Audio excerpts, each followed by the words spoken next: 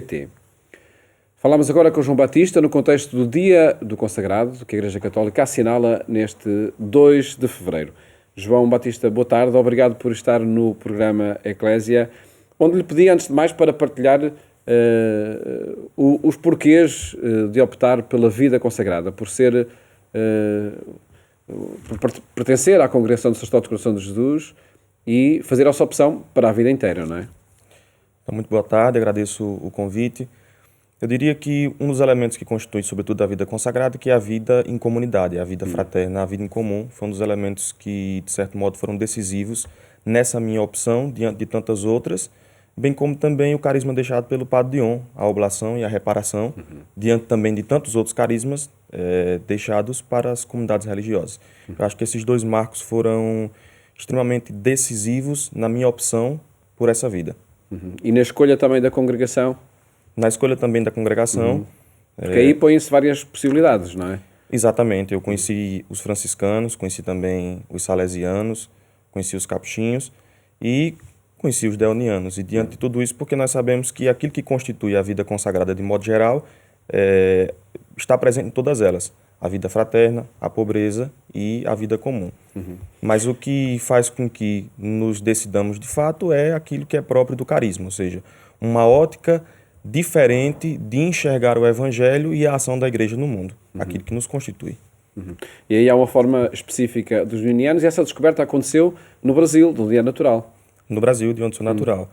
Eu fui seminarista da minha diocese Santa Luzia de Mossoró, durante 5 anos, e depois de um período de afastamento, eu descobri a congregação, os deonianos no Brasil, e o conhecimento e o aprofundamento do carisma da congregação me fizeram perceber que a vida secular que antes eu me pretendia seguir não era, de fato, o local de objetivação do chamamento de Deus para a minha vida, mas sim na congregação dos sacerdotes do Coração de Jesus. E esses processos de escolha acontecem de que forma? Foi no diálogo com outros dionianos? Foi conhecendo de facto o trabalho que eles desenvolvem no Brasil? Exatamente. A minha diocese teve por muitos anos a presença dos deonianos em várias paróquias. Eu tive a oportunidade de residir como missionário numa dessas paróquias e foi aí que eu conheci a congregação. Depois disso, eu comecei um processo de acompanhamento vocacional, onde fui tendo contato com o carisma da congregação, com os religiosos deonianos e tendo uma certa ideia daquilo que diferencia o carisma deoniano dos demais carismas da Igreja. Depois foi necessário vir para Portugal, não é? Porquê o continuar agora, nomeadamente dos estudos aqui em Portugal? Bom, a minha província Brasil-Recife, que é a província mais antiga do Brasil, temos 3 províncias no Brasil atualmente, percebemos que era preciso investir nesse projeto de internacionalidade das outras congregações, de modo que nós entendemos que o ser deoniano, ele varia, apesar de ter uma norma comum, mas ele varia de acordo com a cultura que nós estamos inseridos, uma vez que aquilo que nos pede o Padre Dion é ir aonde ninguém mais quer ir. Então, a nossa configuração e constituição deoniana diz respeito e traz também marcos e marcas das comunidades onde nos inserimos. Então, a internacionalidade nos ajuda a ter uma ideia mais geral das manifestações do ser deoniano nas diversas culturas. Quer isso dizer que agora está inserido numa casa onde há diferentes culturas, há diferentes proveniências?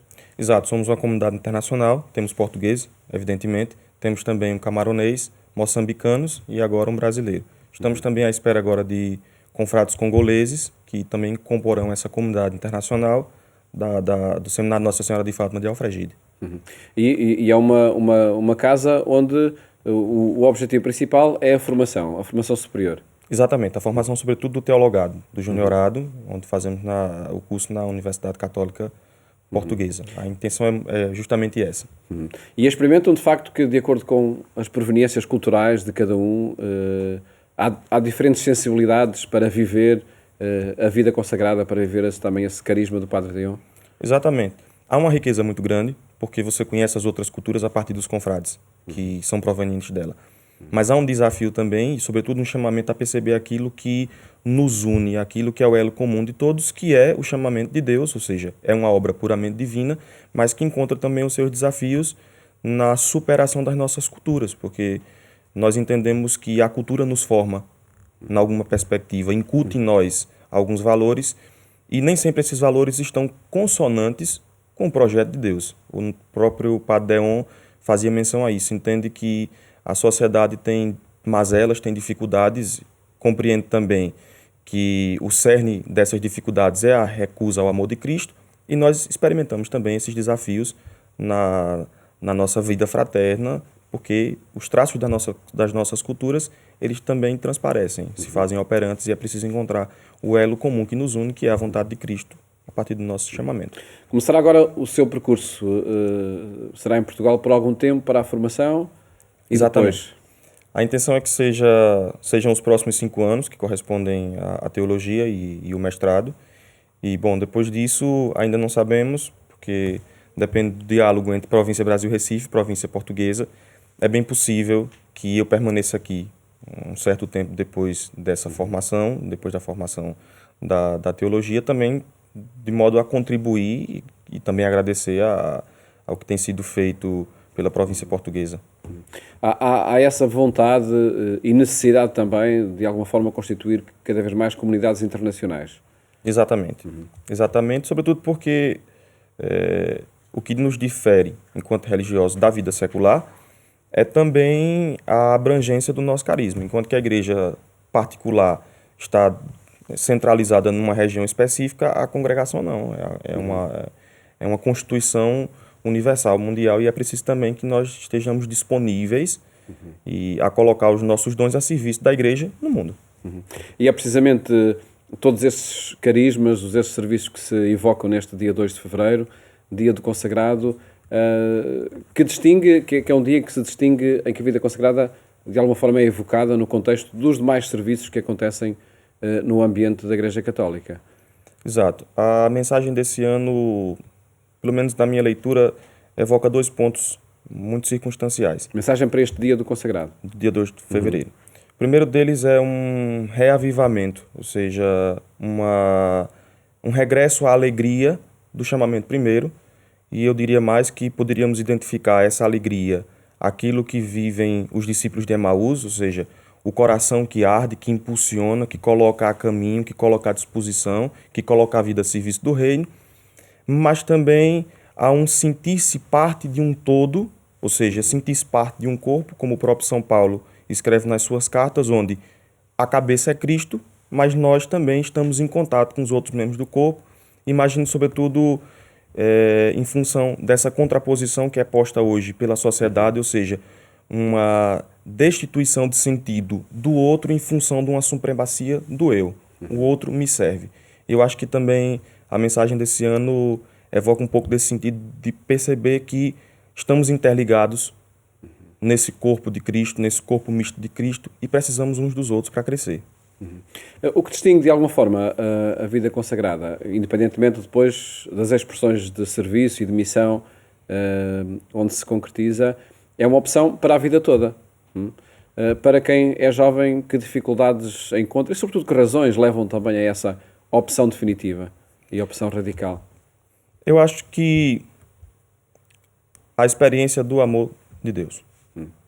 Fazemos uma experiência com Jesus Cristo e com esse seu amor salvador. E é essa experiência que nos faz perceber que não há sentido, não há razão e não há sentido longe dele, distante dele. Ou seja, não há felicidade. Uma vocação acertada é uma vida feliz. E é esse encontro com Cristo que faz com que tenhamos essa coragem, em meio a tantas propostas, em meio a tantas possibilidades e tantas dificuldades, de nos decidir por Ele com o coração indiviso, tendo ciência de que Cristo é o primado absoluto da nossa vida. João Batista, agradeço muito o testemunho que aqui deixou no contexto do dia consagrado e também a mostrar que, de facto, é cada vez de forma mais internacional e global que as congregações religiosas concretizam hoje a sua missão. Felicidades para a sua vida nos Dionianos. Muito obrigado. Eu agradeço e deixo também um convite para você jovem que, de certo modo, sente esse chamado de Deus no coração a ser um deoniano. Fica também esse convite que, por certo, interpela, seja nesta congregação religiosa, os dionianos, como em muitas outras, que se evocam neste dia 2 de fevereiro.